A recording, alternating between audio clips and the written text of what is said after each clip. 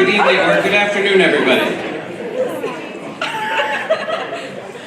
I'd like to get us started. I'd like to welcome you to the panel discussion on Ebola and ethics. My name is Thorin Tritter, and I'm the Managing Director of the Fellowships at Auschwitz for the Study of Professional Ethics. And the panel discussion is organized by FASPE, as we call it. I know many in the audience are familiar with FASPE, but some of you may be wondering what that FASPE name is. So before I introduce our panelists, I wanted to just say a word or two about FASPE. FASPE was launched in 2009, and it is a set of programs for students in professional schools designed to address contemporary ethical issues through the unique historical context of the Holocaust. More specifically, FASPE provides business, journalism, law, medical, and seminary students with a 12-day trip to Germany and Poland, where the actions of professionals during the Holocaust and in Nazi Germany serve as a backdrop and launching point for an intensive course of study about contemporary ethics in these professions. Our work uses the power of place, the first-hand experience of visiting Auschwitz and other historic sites, to engage fellows in applying the lessons of history to the ethical issues they face today. As our fellows know, and some of them are in the audience, FASPE, the trip for FASPE is really the beginning of a much longer relationship. And we work hard to keep our alumni involved in discussions throughout the year about the ethical issues that are coming up in their work. And each January, we bring our fellows and encourage our fellows to gather here in New York at a time when everybody wants to be in New York in January, to come back from all our disciplines from all past years to meet for our reunion and symposium. And a central part of that event over the past several years has been a public program here at the museum about some contemporary event or some ethics issue that our fellows and others are facing. In the past few months, there have been a number of events in the news that have sparked conversations among our fellows, but one notable event seemed to connect all the different disciplines that we work in: the outbreak of the Ebola epidemic in West Africa, and thus our panel for this afternoon. And we are honored to have four panelists who are experts in their respective field. I don't want to take too much longer in my introductions, but let me say a few words about each of them. I apologize in advance for not doing justice to their credentials, but I do want to get to the discussion. So to my far right is Brooke Gladstone, a journalist who is perhaps best known as the host of NPR's On the Media. Among her other accomplishments, she was an NPR Moscow-based reporter, its first media reporter, a senior editor for NPR's All Things Considered, and the senior editor of Weekend Edition with Scott Simon. She is the author of The Influence Machine, a book that came out in 2011 by W.W. Norton, which was listed as one of the top books by New Yorker and Publishers Weekly for that year. Earlier this fall, Brooke traveled to Liberia, and some of you who may be fans of her show have listened to some of her reports about it, but she looked did stories particularly about how the media was affected in Liberia and was covering the Ebola outbreak. Next to Brooke is Dr. Joseph Finns, the E. William Davis Jr., MD, Professor of Medical Ethics and Chief of the Division of Medical Ethics at Weill Cornell Medical College, where he also serves as a professor of medicine, a professor of public health, and a professor of medicine and psychiatry. He's the director of Medical Ethics at New York Presbyterian Weill Cornell Medical Center, the author of 250 publications. His newest book, which will be coming out this summer, is entitled Rights Come to Mind: Brain Injury, Ethics, and the Struggle for Consciousness, published by Cambridge University Press. As I understand it, the book focuses on one family's struggle with severe brain injury, exploring how the developments in neuroscience call for a reconsideration of what society owe patients at the edge of consciousness. As a leading bioethicist, he's also recently been thinking about the clinical issues involved in the treatment of patients with Ebola. Our third panelist is Lawrence Gostin, university professor at Georgetown University and director of the O'Neill Institute for National and Global Health Law. He served as Associate Dean for Research at Georgetown Law from 2004 to 2008. In addition to his work for Georgetown Law School, he's also a professor of medicine at Georgetown University, Professor of Public Health at the Johns Hopkins University and Director of the Center for Law and the Public Health at Johns Hopkins University and Georgetown University. Professor Gostin is the Director of the World Health Organization's Collaborating Center on Public Health Law and Human Rights, and also serves on the WHO's Director General's Advisory Committee on Reforming the World Health Organization. His most recent scholarship, which includes 2 articles that have been published in The Lancet in the past year, focus on Ebola and ethics. Our 4th panelist is Reverend Jack Amick, who serves as the United Methodist Committee's On Relief, UMCOR's Assistant General Secretary for International Disaster Response. In this position, Reverend Amick works to strengthen relationships with the United Methodist's central conferences and bishops, as well as with global relief and development partners. He manages the United Methodist Committee on Relief's actions in the wake of natural or human-caused disasters in Africa, Asia, and Latin America, coordinating with the leadership in affected areas.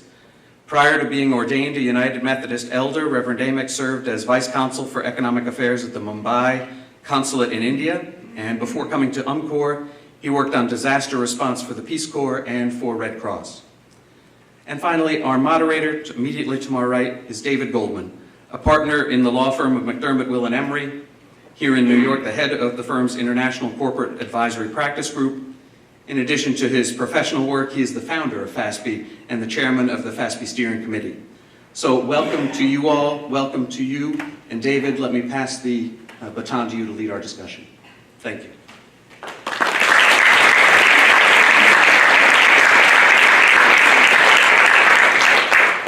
Thanks, Thorin. I had asked Thorin, in the interest of time, not to review all of my publications.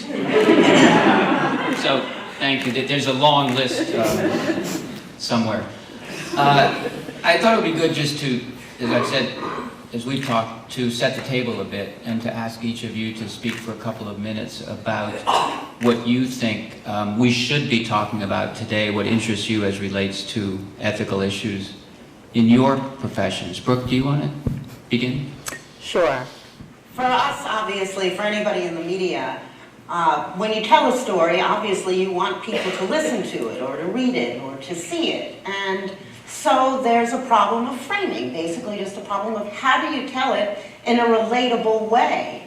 And we had observed during the Ebola coverage that there was virtually no coverage until somebody showed up in Texas infected. And then Liberia, which became a place of great interest to me, was basically depicted as a squiggle on a map with the word Ebola written on it in red.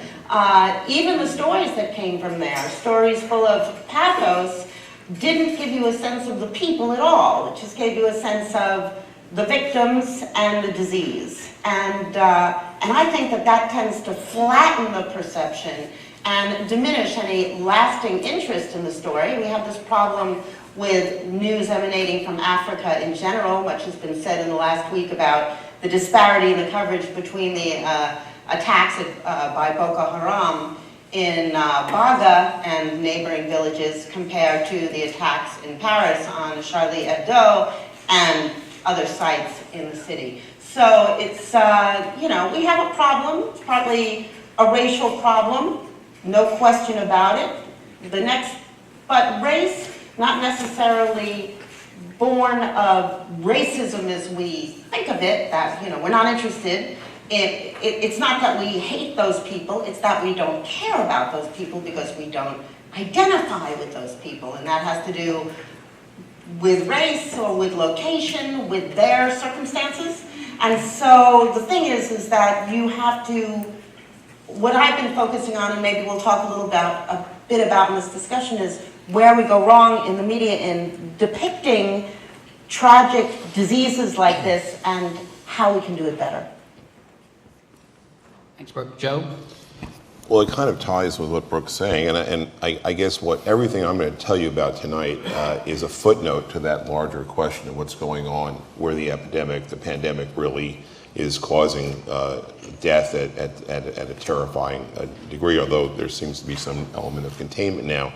And when Mr. Duncan died in Texas, and I like to refer to people by their names because they're people and they all have human worth. And he was a real person. He was related to a family, and he wasn't an anonymous person. It struck me that we hadn't, in the developed world, really come to grips with the clinical ethical problems that would happen when somebody came to a tertiary care center with Ebola. And it's a sidebar to the neglect of Ebola in general by the Western world in Africa, that we hadn't really thought about these issues. So I was very concerned about what would happen if a patient showed up at a hospital in New York City or in Texas or in Virginia or somewhere with Ebola, and the question came up about whether we should resuscitate them. So I wrote a piece in the Hastings Center Bioethics Forum, in part because of the delay that would be engendered if I had sent it to a medical journal. And I thought it was, as you're interested in professionalism, I thought I had a professional obligation to weigh in on that debate and offer an opinion on whether or not patients who had end-stage Ebola should undergo cardiopulmonary resuscitation, given I thought, and most people did think, the futility of the intervention, since there's no treatment on the other side of the resuscitation, and two, of the risk of contagion. As I wrote that piece, people at Emory and in Madrid, who were healthcare workers, were actually coming down with Ebola because of the personal protective equipment was still incomplete. The standards for covering one's shoes had yet to be implemented as a standard of protective gear. So I wrote this piece, and I can go into the details later if it's relevant or not, but why I went through that analysis. But I think the key point is that when you are confronted by a moral crisis, even if you're offering a point of view that may be unpopular or complicated, you have an obligation to voice that opinion as a professional. And it's kind of like initiating a Hegelian dialectic, that by starting the conversation, you hope somebody will respond, and that will engender discussion. And too often we seek refuge as physicians and scientists in a kind of a technical explication of things, and we don't get into the value questions, which really were, what do we owe individuals versus what kind of risk do we put professionals into versus the needs of the community and the spread of contagion. So I've gotten very interested since then in the boundary line between professionalism and heroism. Certainly there are lots of professionals who are heroes. Doctors Without Borders, those people who go into the epidemic, those folks I think are heroic. But if we expect professionals in toto to be heroic, we might have a manpower issue, because heroism, we go back to the Greeks, they're singular individuals. It's not normative to be heroic, but professionalism in the professional class should be normative. So we run the risk of setting the standard so high that it won't be fulfilled, and we'll have a kind of, a sort of gross abdication of minimal levels of responsibility. Harry? Well, thank you. Two beautifully stated positions. I just wanted to thank you all for coming in this horrible weather, and to thank Thorin, and my son Bryn and daughter Jennifer Gostin are here, so that's very, very special to me. We're not giving you the Oscar tonight. Why? Wrong place. I thought, oh, no, it That isn't. was in the email. Is there music that we play? Ethics is, I'm not an ethicist, first of all, but I play one on television. That's why I wanted to get the Oscar.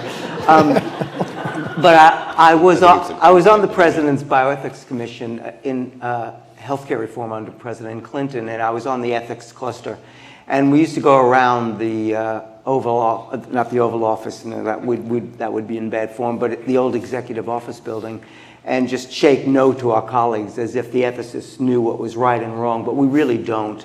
It's very, very rare that we know what's right and wrong, but if there were a clear rule for me about Ebola and ethics, it would be something like this, that good ethics equals good science and public health. And if we follow that, most of the time we're going to be right. And this is basically what I have in mind, that we lost perspective in the United States, not just the press that lost perspective. I mean, it's one of the saddest things for me is that as soon as the last case of Ebola came in the United States, the press went away and was not interested anymore, while it was still ravaging. So I think we certainly have an ethical responsibility to keep ourselves safe, our country safe, our healthcare workers safe. And I think we're well capable of doing that. I think we always were, and I think that the media and the public and the Congress overreacted very badly. We had a couple of cases here where there were tens of thousands of deaths in West Africa. But I think that it is in our self-interest to contain the epidemic in West Africa, but it's also, I think, a humanitarian perspective. And it's absolutely essential that we think as a compassionate community. And it seemed really troubling to me that it took the international community, the United States, so long before it was able to respond. Now, I'm not always pro-American, as my son reminds me all the time. He is. But when I was on the PBS NewsHour, just when President Obama was sending our troops into Liberia, but not Sierra Leone or Guinea, because there was a post-colonial way that we engaged in West Africa. And they said, well, what do you think of that? And I just thought, I'm very proud of the United States for doing that. And right now, what I'm working on is why the World Health Organization didn't do it and what the kind of global governance for health would be there. So, in short, good science, self-interest, and a humanitarian perspective would mean that we would focus intense resources in the three most affected countries in West Africa and bring this under control rapidly. And then there are things I would like to talk about during our discussion about what we could do to prevent the next epidemic. Thanks. From the humanitarian assistance side of things and from the church side of things, I would like us to look a little bit at what is behind the response. What's behind our interest in helping people? In the Methodist Church, which is where I come from, we talk about John Wesley's 3 rules: love God, love your neighbor, and do no harm, which we share with you guys. Yeah. But there are a lot of different ways of looking at this, and a lot of, no matter what code you want to pull up, what ethical standard you want to look at, underneath it is, why are we engaging? And I think that's an important question to ask, because as was pointed out, there was a bit of a lag, a time lag here. And although one part of our organization was indeed working with health boards, and has been for years in these countries, there was pressure from some of our constituency in the US only later on. But I will say that because of partnerships between the church and historically United Methodist dominant Liberia, but also Sierra Leone, there was contact between churches and churches in the US and churches in these countries. And there was a sense of partnership for a long time between these entities. But I want us to think about what's driving our need, because I think that our need to give, our need to serve, our need to help, because that will affect how we help people and whether we do it without doing harm or not. And I think that one of the things that I saw was a lot of people wanted to send things, fill up containers and send things, whether they were PPEs or a variety of things or things that didn't have anything to do with the disaster. There was an impetus to send things. And I understand that people want to touch things and share things, and that's almost a sacramental type of instinct. There's meaning behind stuff, and there's meaning behind actions. And so we need to honor that and give people the opportunity to do that sort of thing. However, the international standards of humanitarian assistance and really our own ethical codes as faith-driven entities, is that we want to do the best we can by people, empowering them, upholding their human dignity. And so ultimately, we would prefer to transfer funds to local organizations, be these health boards or other, that can then build up the economy by purchasing local where we can find the things, and hire people locally and work with folks on the ground to help themselves. Two comments that I'd like to make, and then turn it over to you all. One, we do want to save some time for question and answers from the audience, and so please, if you have questions, hold them until later. Secondly, one of the goals of FASPE is to be talking cross-profession, and so what we're hoping to do with discussions like this is to engage in a discussion about a current issue, but think about it across the professions. One theme that I heard from all of you was really the responsibility of the profession. Brooke, it seems to me that you journalists are the first point of entry to the public. Do you think that it is the responsibility of the press to set an agenda? How do you decide? By simply reporting, they begin the process of setting an agenda. It is not a goal. The goal is to inform. But when you start making editorial judgments over what you'll cover and how much you'll cover it and what doesn't get covered, an agenda of sorts begins to emerge. It doesn't always prevail. I mean, it really doesn't. I mean, if you look at,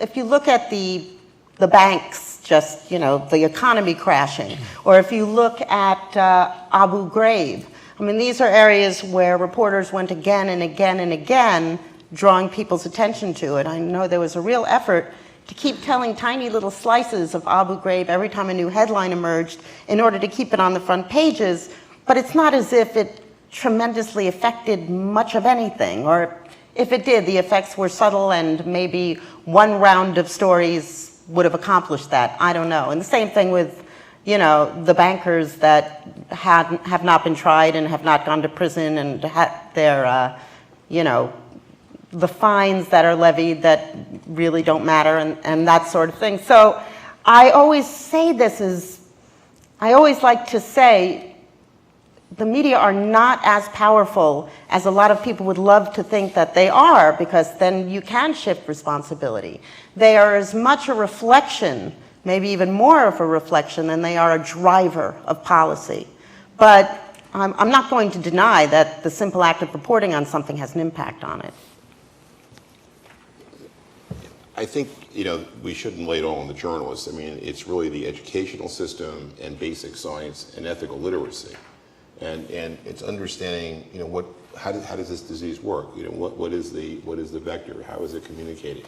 And it's it's really infrastructure building, not only in country, in West Africa, but also here, so that when people hear a report, they know what to make of it. And superstition doesn't blind the eye, as it were, because it could easily do that. So I think it's, when we think about healthcare, healthcare is a component of a good society, but it's not the only component. And really, we're talking here ultimately about the questions of deliberative democracy and an educated populace that is able to make choices, ethical choices, allocation choices, setting priorities about why what happens over there is important to us, not only to protect our public health, but also to reaffirm our kind of common humanity. Can I jump off of something that you just said? Because when you talk about the media writ large, I would say, at least in the area of hemorrhagic diseases, the entertainment media have done a great deal more to shape our perceptions of disease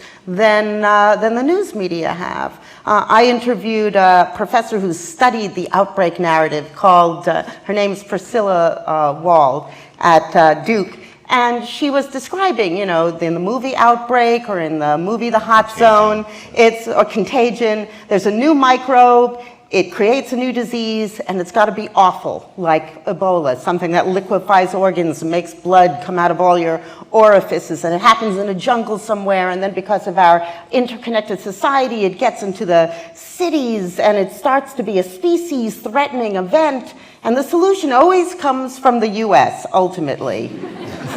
And the outbreak always, I won't say always, mostly happens in Africa. Sometimes it happens in Asia. And one of the features of the outbreak narrative is that it ends. The result is never as horrific and apocalyptic as everybody feared. Now, there are certain diseases that defy this narrative, but Ebola is one that lends itself to this narrative, and that's a huge problem. That's how we think about it, and it's all wrong. Priscilla Wald argues that it needs to start earlier than the outbreak. It needs to start in the place where the outbreak occurs, and you have to examine the health systems there and the environmental conditions there and the structures that serve the citizens there, and that's the beginning of the real outbreak narrative, but that's not the story we tell ourselves. Brooke, what you just described is fascinating, and I'm sure that the NPR audience listens to it. Putting that aside, had the patient not ended up in Texas or New York, what do we do? What do we do in the United States? Oh, I feel like I'm dominating the discussion, but I'll be happy to talk about this. I think that what we have... The Oscar is not up. As long as I don't prank anybody, I can keep going, right?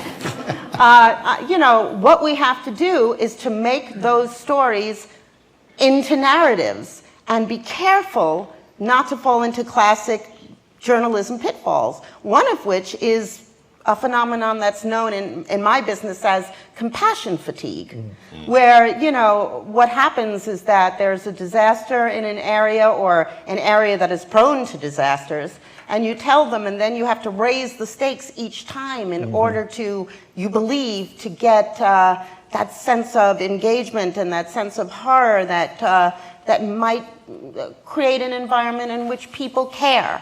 And so, but you can't just keep raising the stakes in an endless horror spiral, which doesn't take you anywhere. Ethan Zuckerman, who's at MIT, believes that the way you do it is by telling the stories of individuals and weaving the big numbers into it.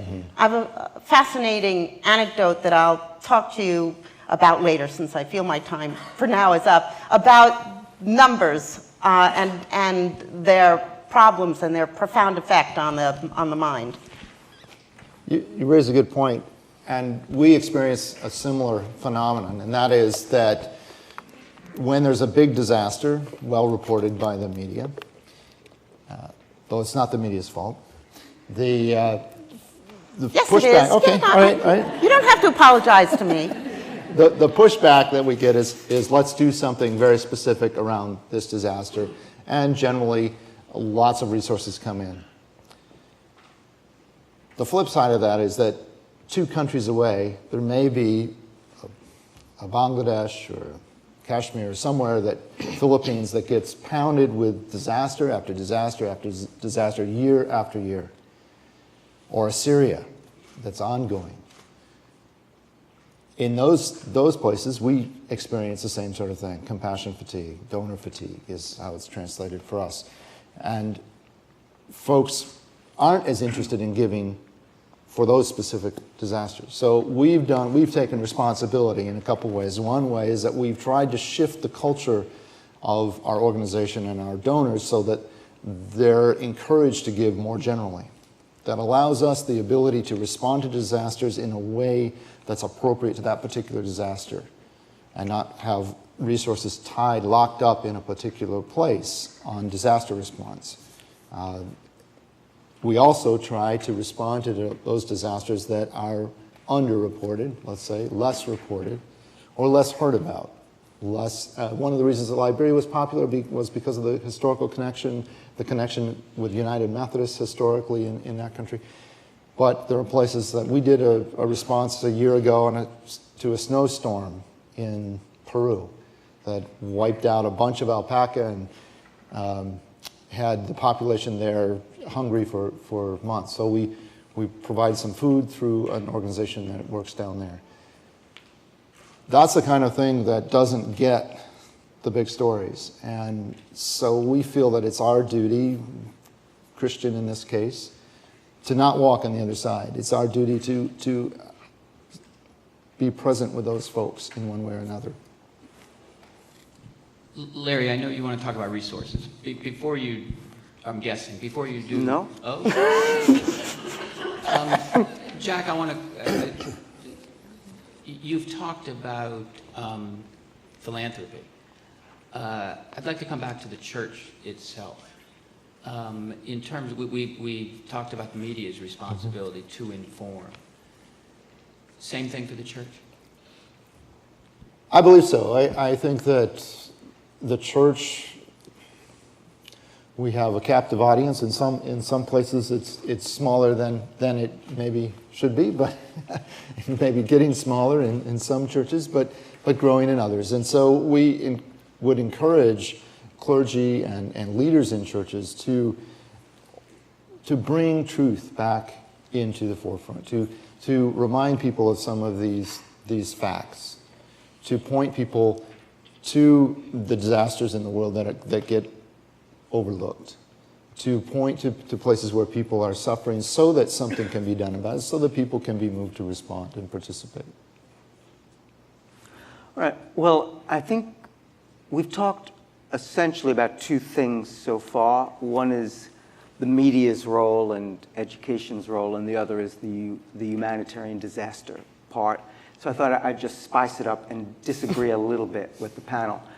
So my observations about the media and about the political discourse around Ebola was, to me, it was very troubling. I think it presented a very skewed response. There was, of course, that narrative that you talked about. There's no question about it, and the horrific part of Ebola played into it. But it also brought out the same misinformation as we had with SARS, with H1N1, with H5N1 influenza, So what you ended up having was this idea that somehow we needed to do everything that we could to prevent any cases from coming to the United States. And so it was about quarantine. It was about travel restrictions. It was about travel bans. I spent almost all of my 2-week period trying to dispel that those were bad things. Now, I think you had mentioned do no harm. That would have done a great deal of harm, and it did do a great deal of harm for a while, because when you quarantine health workers coming back, it dissuades them from going in the first place. If we had ever had a literal travel ban on West Africa, I don't think that Africa per se would have forgiven the United States for many, many years, and other countries would have jumped in. I'm not placing the finger of blame on the media or Congress. Whatever it was, the information that came out was very distorted and harmful, I thought, extremely so. On the humanitarian disasters, I mean, of course, our hearts always go out when there is a humanitarian disaster, but I feel that when there is a big flood, a big earthquake, the media jumps on it, Americans start throwing money into it. But the everyday suffering, I just came back from Bangladesh and I saw the slums and the BRAC sites. BRAC is the largest development organization in the world, but one that most Americans have never heard of. Those kinds of things, just they don't get reported. The fragile health systems pre-Ebola in these post-conflict states. And so yes, now very belatedly we're going in, we're trying to get to 0 cases of Ebola, but what's going to happen after that? Are we just going to have a decimated health system? Do we have a plan? And I think there are some very, very clear things we should do that I and others have called for. But then it's just going to leave. We'll get on to the next humanitarian disaster. And so I have a discomfort with, one, the idea that the media and Congress and other leaders actually inform. I think that they don't, that they mislead. And then secondly, the focus on a discrete humanitarian disaster that's prominent is not that helpful. And so I just, and we don't need to agree on everything. We should. I agree with you. Yeah. I actually agree. Yeah. Joe, sticking just for a moment with the educational component, the informational component of this, as you look back, what should is there a medical profession response? Is it possible to have a medical profession response? What should have been? Well, I agree with what Larry just said. And I think the responses can't be, episodic. It's like using an emergency room instead of having a primary care doctor. I mean, you deal And the with public health system. You deal with the emergency. You don't deal with the health prevention and all the stuff that keeps you from the emergency room, because these are emergency crises. But I want to back up to something. You were talking about travel bans. I think there's almost a predisposition to the kind of person who cares about this stuff. And I think it relates to travel. I think it relates to what you guys are doing here at FASPE.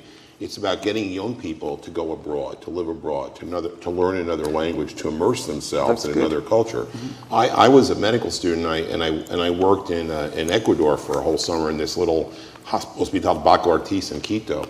And we used to choose antibiotics here based on the grid about which bugs were resistant to what. In those days, kid would come in, have an infection, they would say, which antibiotic do we have downstairs?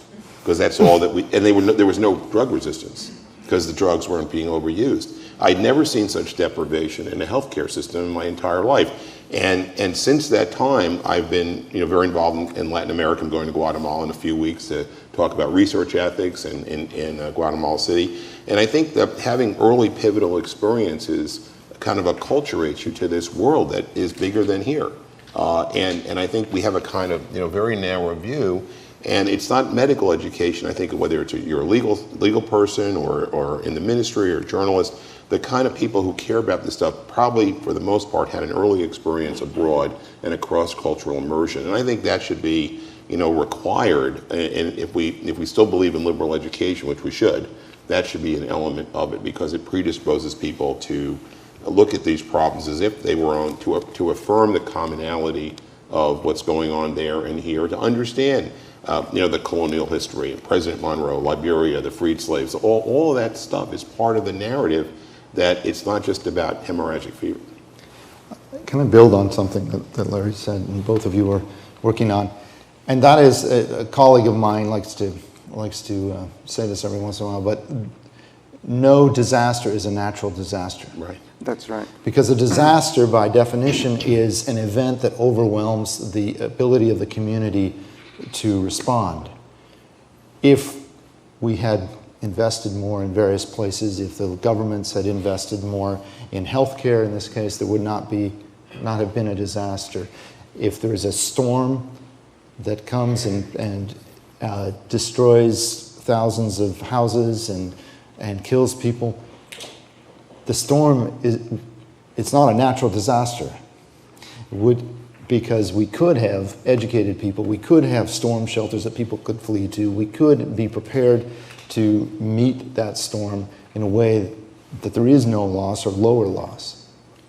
Lower loss is not the same as no loss. I mean, that implies, wow, a real belief in human technology and innovation that we could, with the right amount of preparation, surmount any disaster. I mean, if a tsunami like that, which happened in the East, happened on the shores of New York, it would be a disaster, right? I mean, Sandy was a bit of a disaster, and you can say, yes, but we're going to deal with that in the next 100-year storm, we're going to do better. I mean, global warming, which is happening by inches, is potentially a disaster.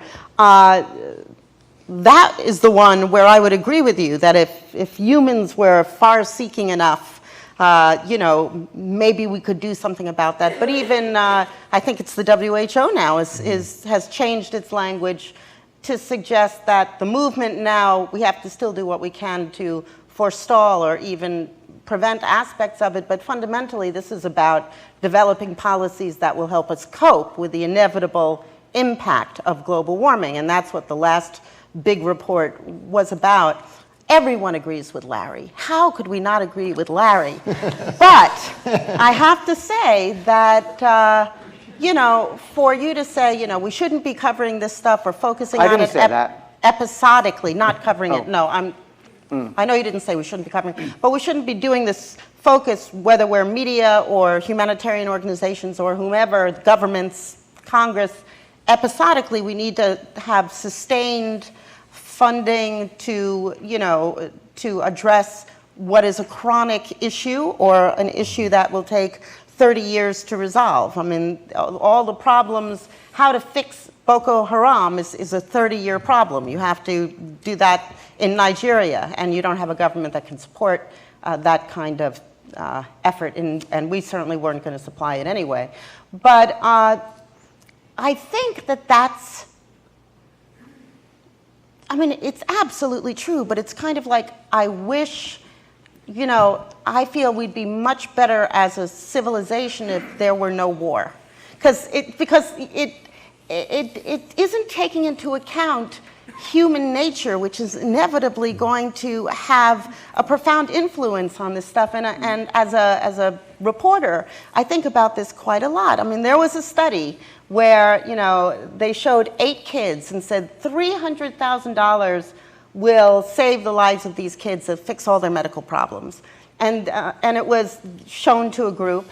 And then to another group was shown a picture of one kid, $300,000 will solve all his physical problems. And maybe you know these studies, you probably do.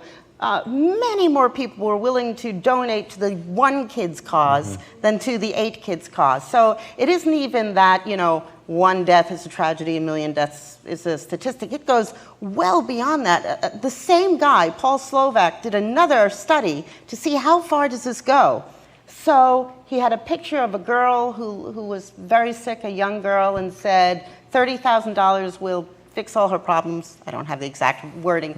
And then basically it was her brother, same thing, beautiful child, $30,000 will fix all of his problems. And then a picture of the two of them together, $30,000 will fix all their problems, and showed it to equivalent groups.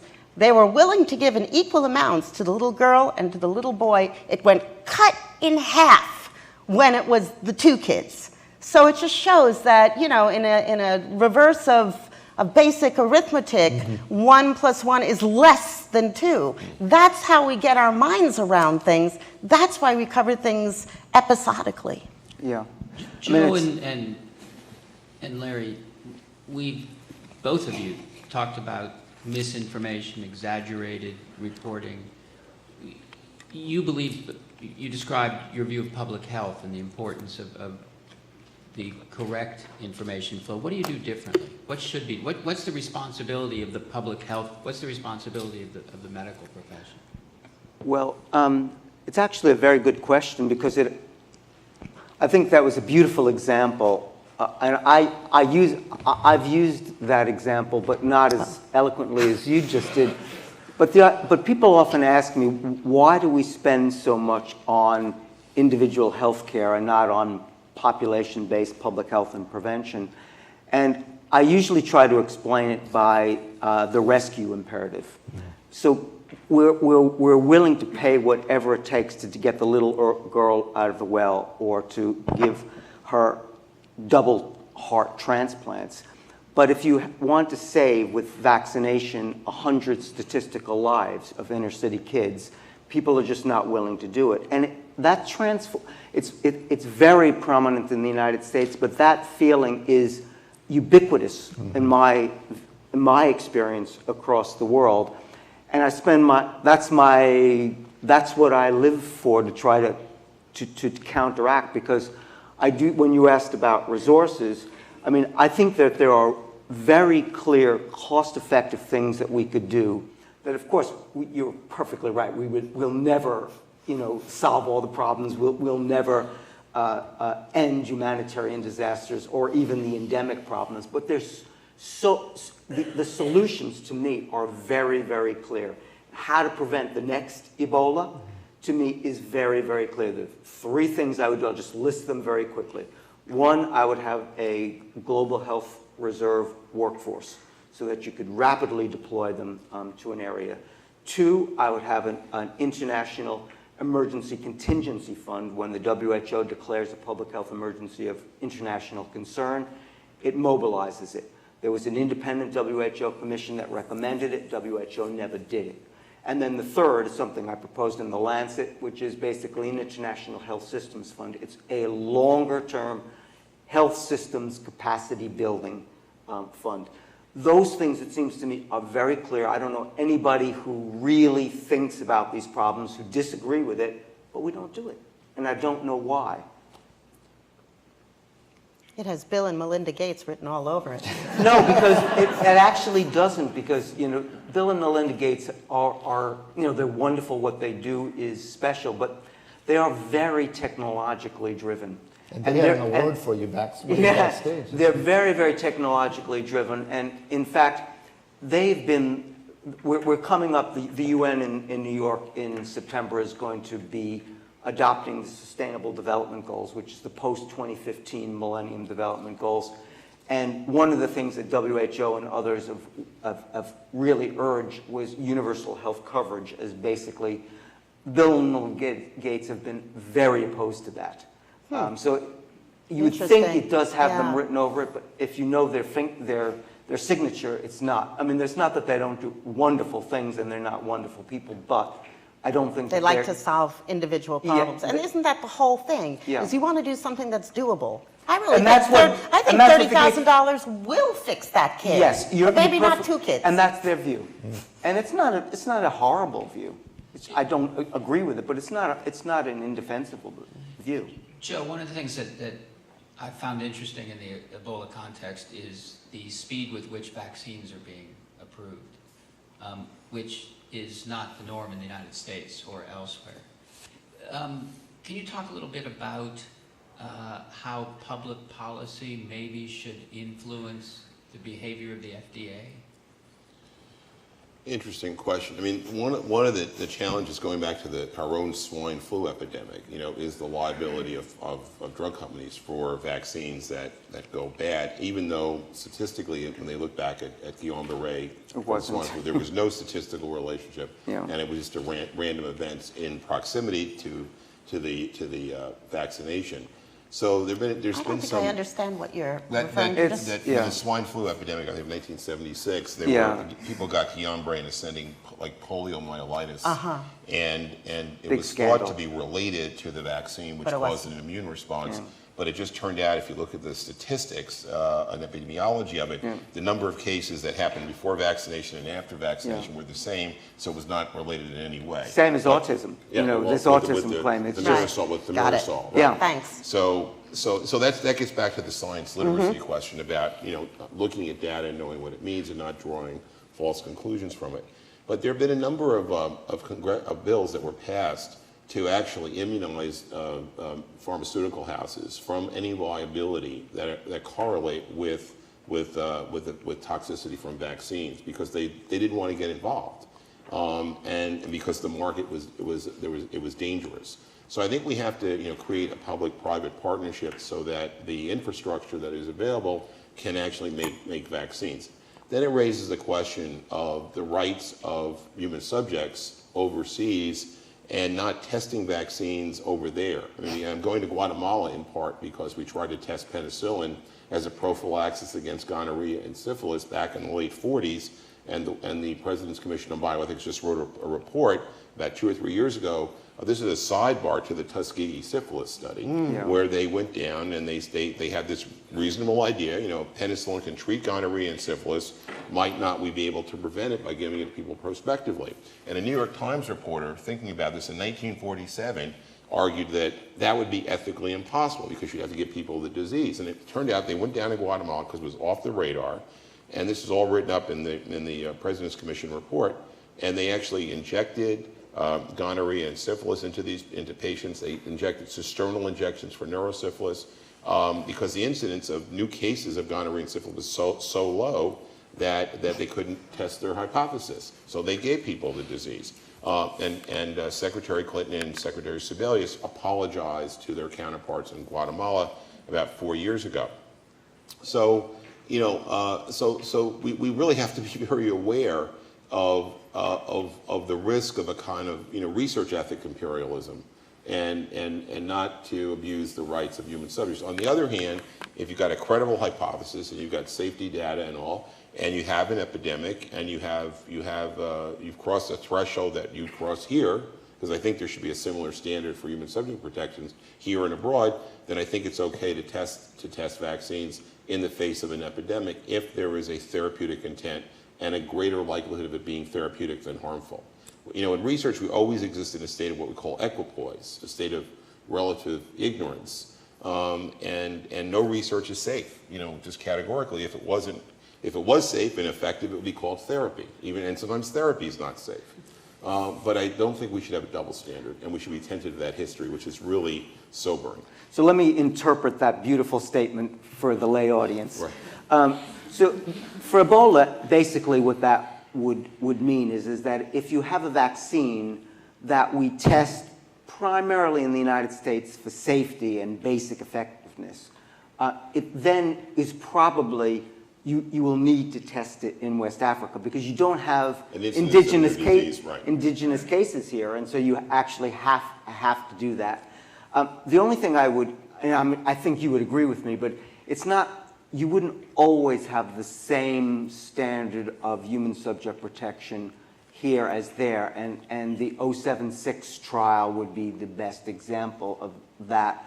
This is basically was a very controversial issue about whether or not we could give low-dose antiretroviral medication in Africa. Right. And I think most ethicists thought that it was all right, that you didn't have to give the same standard of care as you'd give in the United States.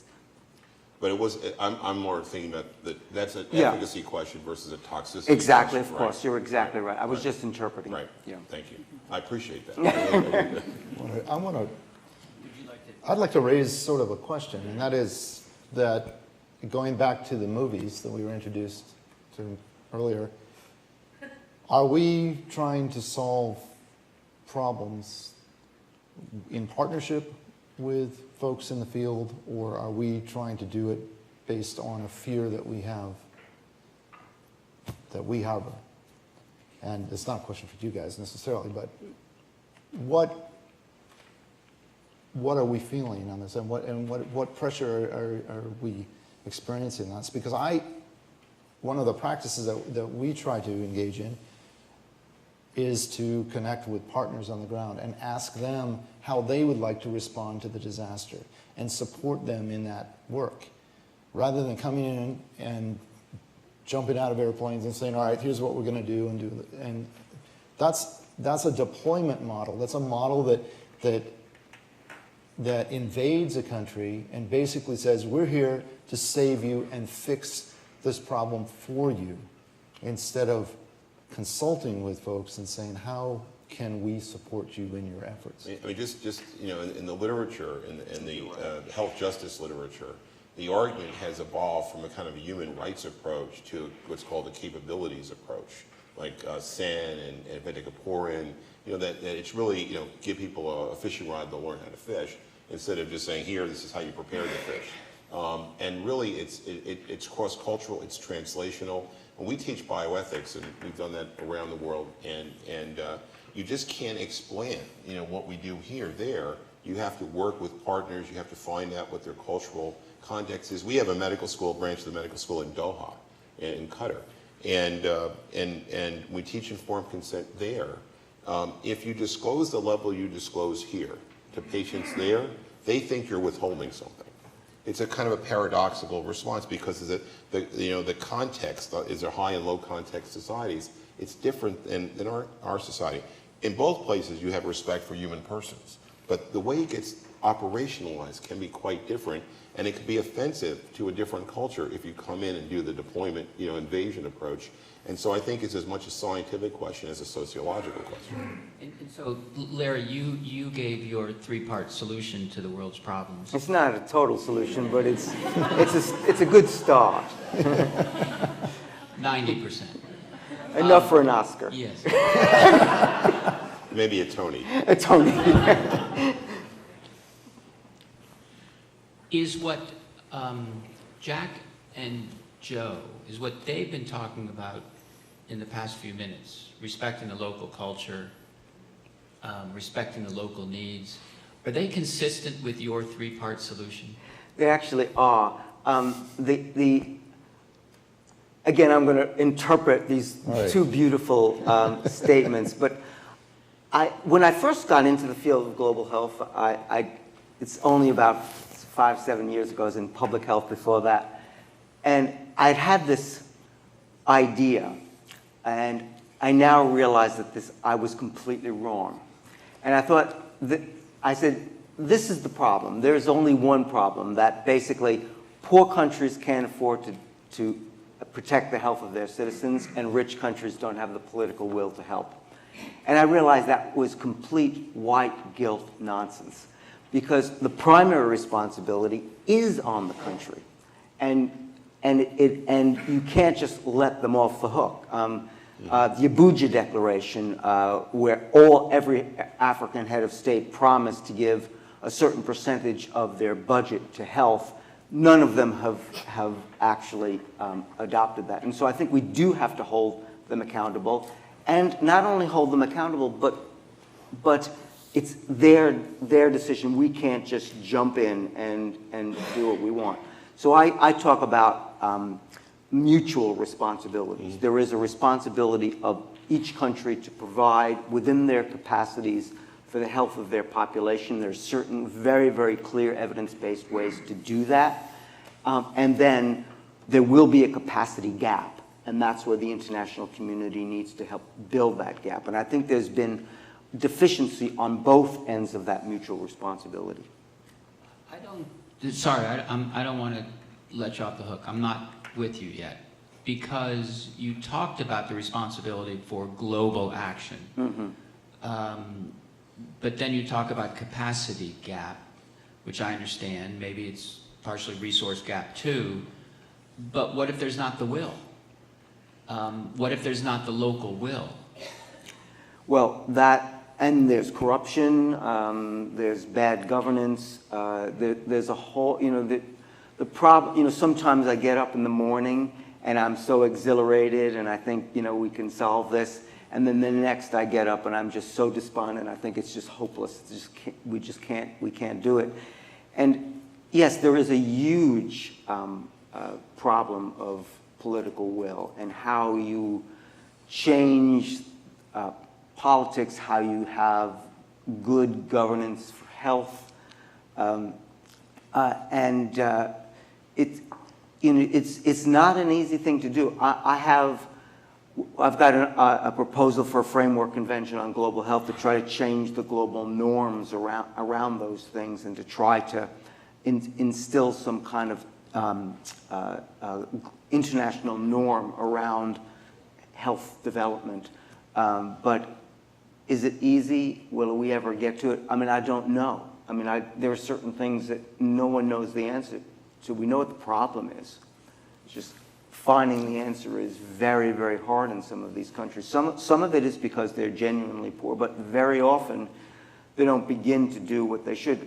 So, when I'm in Beijing or Dhaka, where I just was, and I would try to, these are the things you need to do. So that's what I would say, and I could explain what those are. But Basically, they said, we can't do that. That's just, it's impossible. It's just too overwhelming. And if you see how big the population is and how poor it is, it does seem overwhelming. Then you just ask the question, do you think your government is doing all that it could within its capabilities to improve the health of the population? And there is not one hand that goes up anywhere. Well, I think notwithstanding the critique of the episodic response, which I agree with, these episodes should become teaching moments. And, Yes. and that's where statesmanship comes in. And we wouldn't be having this conversation if it weren't for this, this crisis, and probably because when the crisis came to New York, it wouldn't have gotten on our radar screen. So I think we want to turn these crises into opportunities. And I would just add, because we're talking about health, but it's really a broader question of infrastructure, because you can't sustain a healthcare system if you don't have an infrastructure. No, so I would say, right. There should be equal priority for education, in-country education, to build up the human capital that's necessary to sustain and implement the efforts that you're talking about. Yeah, I mean, if people often will ask me, well, if there was one thing you could do for the health of the population, it was educate women. Yeah. Basically, that would be Right. it. An educated woman has a healthy family, has a healthy community, and so it's not just the health sector. You're absolutely right. It's much broader than that. Brooke, FASPE does not have a program for politicians, for professional, well, I don't know what school they go to. So it seems to me that it's a fair question to ask you, the media, how it is that you translate what you've heard here in a way that creates a public interest, I don't want to say a call to action, but a public interest. How we do or how we should? How you can. How we can. Okay, well, speaking as the media, a multifarious and unitary institution in which every part is exactly like the other and functions in precisely the same way according to the same business model, I would say that... Hey, if I'm speaking for the church, you can speak for me. Fair enough, fair enough. There are